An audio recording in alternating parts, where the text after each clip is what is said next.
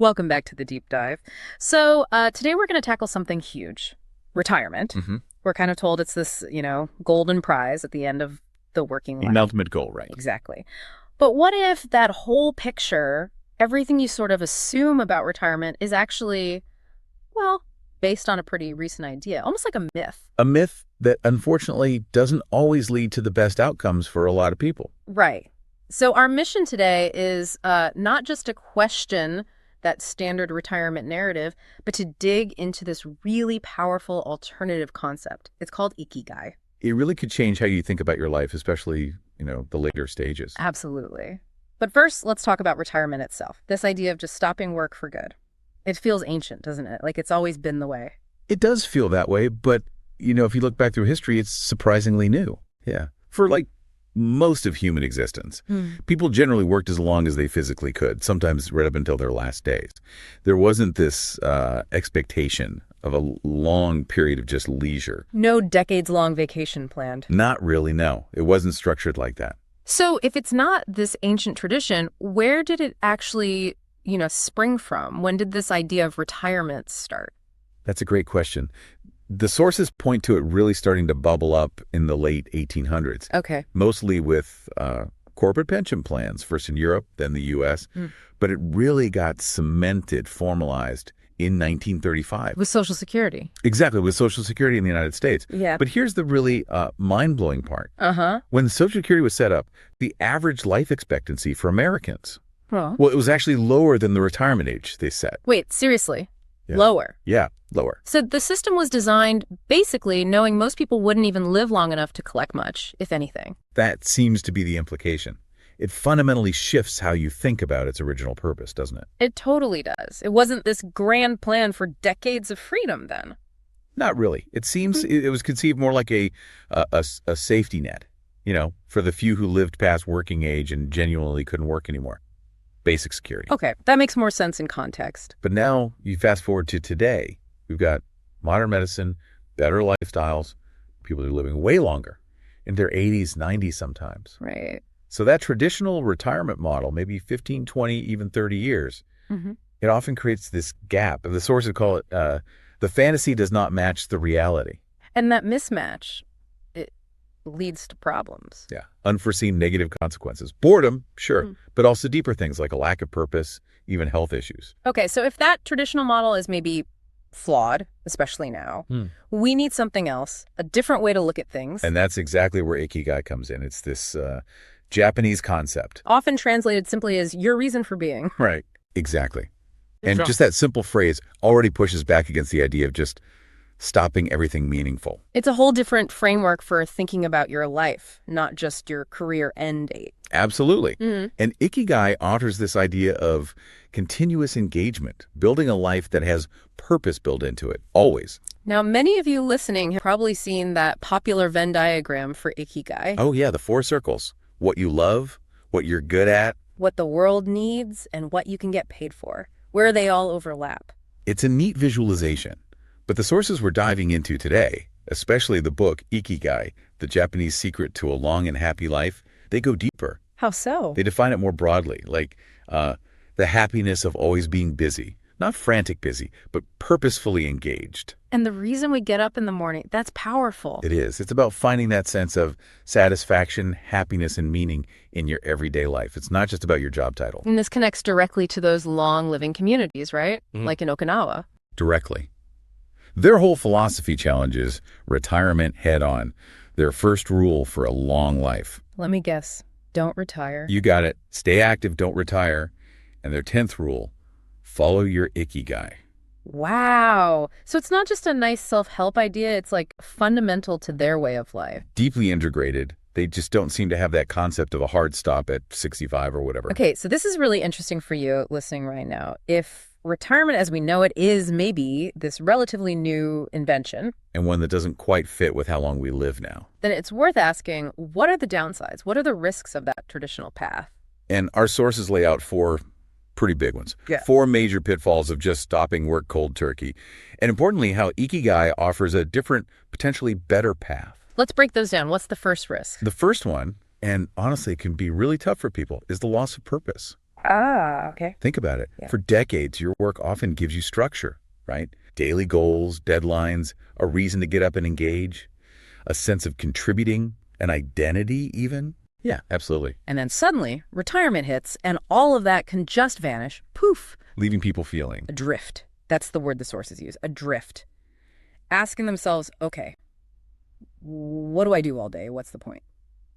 It's a huge vacuum for some. That sounds rough. So how does the Ikigai approach counter that? How do the Okinawans handle it? Well, they practice something our sources call pivoting instead of quitting. Pivoting, okay, Yeah. like shifting focus. Exactly. Instead of just stopping, they shift into other meaningful activities. Maybe they spend more time fishing or meticulously tending their gardens. Or teaching things they know, crafts. Yes. Teaching grandkids, community workshops, dedicating time to crafts. The point is, purpose continues. It's not tied only to that one formal job you had or some arbitrary retirement date. So finding your Ikigai, it fuels that continuous purpose. Precisely. As the book says, it gives a sense of purpose to each and every day. You're never really retired from having a reason to get up. Okay, that makes sense. And that leads into the second risk, doesn't it? If you stop being purposeful, you risk mental and physical decline. It's interconnected. How so? Well, when you remove the daily demands of work, the problem solving, the learning, the social interaction, you're removing vital mental stimulation. And physically, maybe you're just less active overall. Often, yes. Less reason to get out, move around. This sudden stop, this lack of engagement, both mentally and physically, can sadly speed up decline for some people. So that saying, use it or lose it, kind of applies here. Very much so. The sources talk about needing an active mind, youthful body. Mental exercise, keeping your brain challenged, helps prevent neuron deterioration. And it doesn't have to be like complex calculus, right? No, not at all. And physically, it's not about running marathons necessarily. It's about daily, low-intensity movement. Things like gardening, walking, maybe Tai Chi. Consistency is key. Like the Okinawan elders, I read they often keep learning new things, too. Yes, exactly. Maybe it's martial arts, maybe calligraphy, maybe something else entirely. It reinforces that principle. Continuous engagement, lifelong learning, not just stopping and stagnating. Okay, purpose, mental, and physical health. What's the third big risk of traditional retirement? This one hits the wallet. Financial strain. Ah, the money side. Right. Most traditional retirement plans, pensions or 401k projections, they usually aim to replace only a fraction of your working income. Maybe 40%, 60% if you're lucky. Okay. Now, think about that equation. You suddenly have less money coming in, but way more free time. Hours and hours each day to fill. Which often costs money. Exactly. Travel, hobbies, eating out, it all costs money. Yeah. So you have less income and more time potentially needing funding. The sources call this a recipe for stress. Yeah, I can see how that would be stressful. It feels like a flawed model if you think about it that way. Yeah. Expecting people to cut back right when they hope to enjoy life more. It's inherently challenging for many, but Ikigai offers a different perspective here too. How does that connect? Is Ikigai just about finding a job you love? Not just about that, but remember that fourth circle, what you can be paid for. Ikigai encourages finding things you love, are good at, that the world needs, and that could potentially provide some financial sustenance. So it's not about retiring from earning, but maybe shifting how you earn. Precisely. It's not about staying in a miserable job forever. It could be part-time consulting in your field, or turning a passion, a hobby, into a small business. Monetizing something you genuinely enjoy. Right. Or building different income streams, maybe smaller ones, that align with your purpose, long before you even think about stopping a main career. Is there evidence of this in places like Okinawa? Definitely. The Ikigai book mentions something striking. 100% of the seniors interviewed in Ogimi Village had primary and secondary occupations. 100%. Wow. Like what? Often things like selling vegetables from their own gardens at the local market.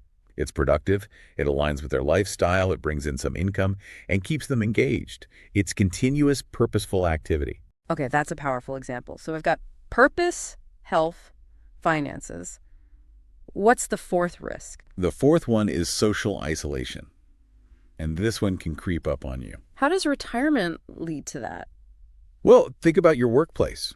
Even if you don't love your job, it provides a built-in community, right? Yeah, daily interactions, colleagues, maybe team lunches. Exactly. Casual chats, shared projects, maybe after-work drinks.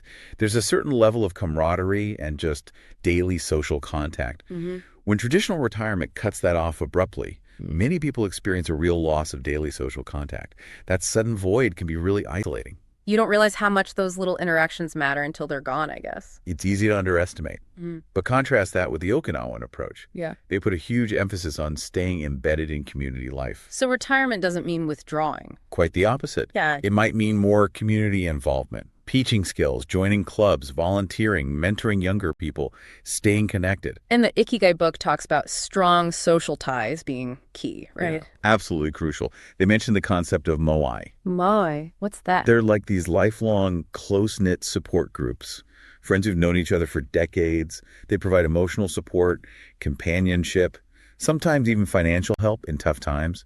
It's deep community. That sounds amazing, like a chosen family. It really does. And there's this principle, Ichiriba Chode. It basically means treat everyone like a brother, even if you've never met them before, fostering that sense of connection.